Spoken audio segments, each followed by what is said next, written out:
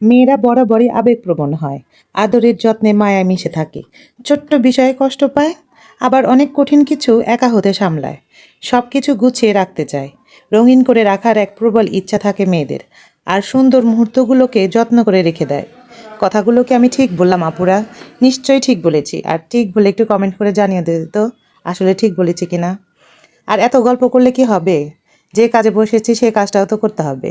তাই তোমাদের সাথে গল্প করতে করতে কিন্তু আমি আমার কাজটা শেষ করে নিব। আর নিশ্চয়ই জিনিসটা দেখে বুঝতে পেরেছো যে আজকে আমি কি বানাবো। আজকে বানাবো হচ্ছে তালের পিঠা।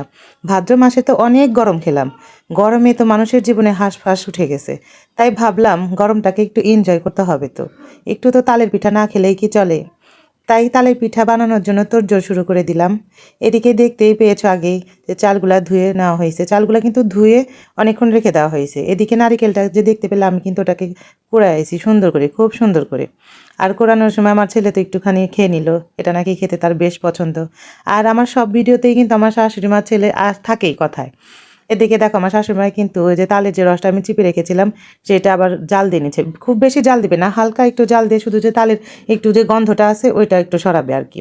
তার মধ্যে দিয়ে দিয়েছে হচ্ছে সাদা এলাচ আর অনেকখানি দুধ। এটার মধ্যে দুধ দিলে কিন্তু খেতে বেশ ভালো লাগে, মন্দ কিন্তু লাগে না। আর একটু গরম হওয়ার পরে কিন্তু ওই যে নারিকেল কোড়াটা দিয়ে সুন্দর করে নেড়ে চেড়ে নিচ্ছে। নারিকেল কোড়াতে দেওয়াতে কিন্তু অনেক সুন্দর ফ্লেভারও আসে। আর যাদের ঠান্ডার অসুখ আছে তারা কিন্তু নারিকেলটা স্লিপ করে যেতে পারেন, কারণ নারিকেল খেলে যেহেতু অনেক সমস্যা হয়। এদিকে যে আমি আবার আগের দিন আবার 2টা তাল চিপে রস করে ডিপে রেখেছিলাম, সেইখান থেকে আবার একটু দিল। আর খানিকটা রেখে দিবি, ওইটা দিয়ে হচ্ছে তালের যে চাপড়া বলো বা রুটি বলো, তোমরা অনেকেই বা কী বলো, আমরা কিন্তু তালের ওটাকে চাপড়াই বলি। ওটা খেতে কিন্তু অনেক মজা। যাই হোক, ওটা তারা যেহেতু এখন বানানো হচ্ছে না, এখন আজকে বানাবে হচ্ছে তালের বড়া। তাই এখানে আবার সুজি দিয়ে সুন্দর করে মেখে নিচ্ছে, কারণ সুজি দিলে বড়াগুলো একটু সফট আর নরম হবে। আর এই বড়াগুলো যেহেতু দেখা যায় যে একদিনে শেষ হয় না, কয়েকদিন রেখে রেখে খেতে হয়, তাই একটু নরম থাকলে ওটা বেশ কয়েকদিন ভালো থাকে আর খাওয়া যায়। আর এই রসটা কিন্তু আমার শাশুড়ি মা অনেকক্ষণ আগে জাল দিয়ে রেখেছিল, কারণ এটা তো ওই যে দেখতে পাচ্ছ যে হাত দিয়ে মাখাচ্ছে, গরম হলে তো আর হাত দিতে পারতো না। তাই ঠান্ডা হওয়ার পরে বিকেলবেলার দিকে তখন এই যে চালের গুঁড়াগুলো দিয়ে সুন্দর করে মেখে নিচ্ছে। আসলে পিঠা চিড়া বানাইলে ছোটোবেলার কথা মনে পড়ে। ছোটোবেলায় যখন আমার আম্মা এরকম পিঠা বানাতো, আমরা চুলার কাছে এরকম ঠাই হয়ে বসে থাকতাম যে প্রথম যে পিঠাটা হবে সেই পিঠাটা খাবো। আর দেখো কত সুন্দর করে হাত দিয়ে মাখাচ্ছে। তোমরা অনেকেই ভাবতে পারো যে এক পাতিল পিঠা বানাচ্ছে। আসলে পিঠা চিড়া যাই বলো না কেন, এগুলা তো একা খাওয়া যায় না, আশেপাশে যারা থাকে তাদেরকেও দিয়ে খেতে হয়, তাই একটু পরিমাণে বেশি বানালো। আর ওগুলা সব রেডি করতে করতে আমি আবার পাতিলে তেল দিয়ে গরম করতে বসে দিলাম। আমার শাশুড়িমা বলছিল যে প্রথমটা আমাকেই দেওয়ার জন্য বড়াগুলা, কিন্তু আমি বললাম যে না, প্রথমেই আপনি দেন। আসলে আমি যে বড়াগুলা কিভাবে ছাড়তে হয় এটা আমি জানি না আর কি, আর এই জন্যই ভাবলাম যে আমার শাশুড়ি মাই ছাড়ুক। দেখো কি সুন্দর করে ফুলে গেছে, বেশ সুন্দর। মানে দেখতেও যেমন ভালো হয়েছে, খেতেও কিন্তু বেশ মাশাআল্লাহ আলহামদুলিল্লাহ বেশ ভালো হয়েছিল।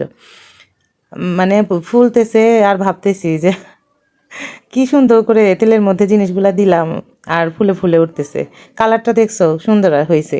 প্রথম তাওটা আমার শাশুড়ি মাই ফুলফিল করে ভেজে নিয়েছে, আমি পরে ভাজবো। এই জন্য আর কি সব রেডি টেডি করে নিলাম, যে দেখি আমার তো খালি হাত পড়ে যায়, পা পড়ে যায়, তেল পড়ে যায়। এই জন্য তেলের ভাজা ডুবা তেলের যে কোনো কিছু ভাজতে আমার একটু ভয় লাগে। আর এদিকে আমার নুন শাশের জামাই, সে আবার ভাজতেছে তার মতো করে।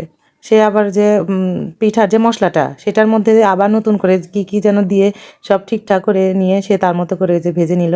আর এদিকে বলেছিলাম না যে আমিও ভাজবো, এই যে পণ্ডিত আমি ভাজতে শুরু করে দিয়েছি। আমার ছাড়াগুলা কিন্তু ভালো হয় নাই, কেমন যেন আঁকা বাঁকা থ্যাবড়া ফ্যাবড়া এইগুলা হয়েছে। আমি একটু ভয়ই পাই আসলে, অনেকবার এরকম তেলে ভাজা জিনিস ভাজতে নেওয়া বড় বড় অ্যাক্সিডেন্ট হয়েছে আমার।